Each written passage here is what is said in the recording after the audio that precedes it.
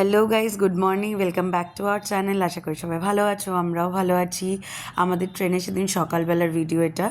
তো সকাল থেকে পাপান মোটামুটি মুড ভালোই ছিল। আমরা কফি দিয়ে সকালটা শুরু করেছিলাম। আর যতটা আমি বিরক্ত করবে ভেবেছিলাম আগের দিন রাতের বেলা মোটেই ততটা বিরক্ত করেনি, ঠিকঠাক টাইমে ঘুমিয়ে পড়েছিল। তো আমাদেরই ঠিকমতো ঘুম হয়নি, আসলে ট্রেনে ঠিক করে ঘুম হয়ও না কারোর। সকালে উঠে আগে পাপানকে একটু সেরেলেক খাইয়ে দিয়েছিলাম, কারণ ও একটুখানি সকাল থেকে অনেক সকালে উঠে পড়েছিল। তো সকালে উঠলে আমাদেরও যেমন খিদে পায়, ওরও খিদে পাচ্ছিলো। আর সেরেলাক নিয়ে আমি একটা ঝামেলায় পড়েছিলাম, সেটা হচ্ছে 18 থেকে 24 মাসের যে সেরেলাকটা, সেটাতে ওর একটু প্রবলেম হচ্ছিলো, কারণ ওর মধ্যে একটু মিক্সড ফ্রুটস থাকে, তো ওই কারণে ড্রাই ফ্রুট ওটাও কিছুতেই মানে গলায় লাগছিল এরকম একটা। আর চারপাশের দৃশ্য নিয়ে আর কী বলবো, এত সবুজ চোখে পড়ে, ট্রেনে উঠলেই যেন মনটা ভালো হয়ে যায়। আমাদের তো তাই হয়, কারণ চট করে এখন আর পাপান হওয়ার পর অত বেশি ঘোরাঘুরি হয় না।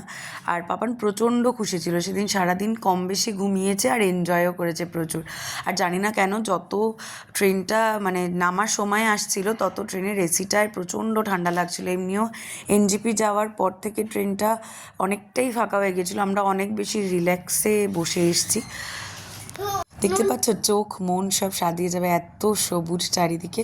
আমরা বসেছিলামও সিটগুলোতে, মানে একদম ফাঁকায় ফাঁকায় বসেছিলাম, তো ভালো লাগছিল ভীষণ চারিদিক দেখতে দেখতে। তারপরে এসেছিলো লাঞ্চ। আমি জঘন্য বা খারাপ বলবো না, আমাদের লাঞ্চটা ঠিকঠাক ছিল, মানে আমরা খেতে পেরেছি, খিদের পেটে ভালোই লাগছিলো। 12টা 12:30টার ভেতর লাঞ্চ চলে এসেছিলো।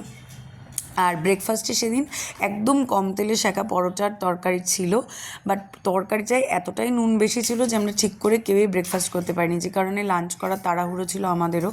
আর যত সময় যাচ্ছিলো তত বেশি রেস্টলেস লাগছিল, আর ভালো লাগছিল না।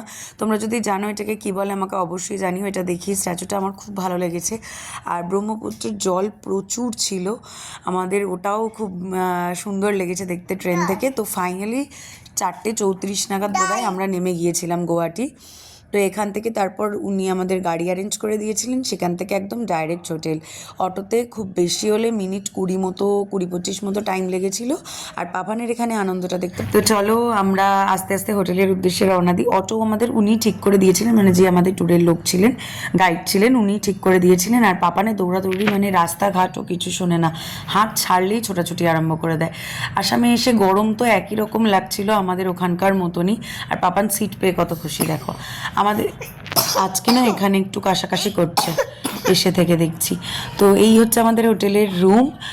রুমটা খুব বেশি খারাপও না, খুব বেশি ভালোও না, স্যাটিসফাইং ছিল। আমাদের এখানে বড় দুটো জানলা দিয়ে রাস্তা দেখা যাচ্ছে, পাপান তো দারুণ খুশি।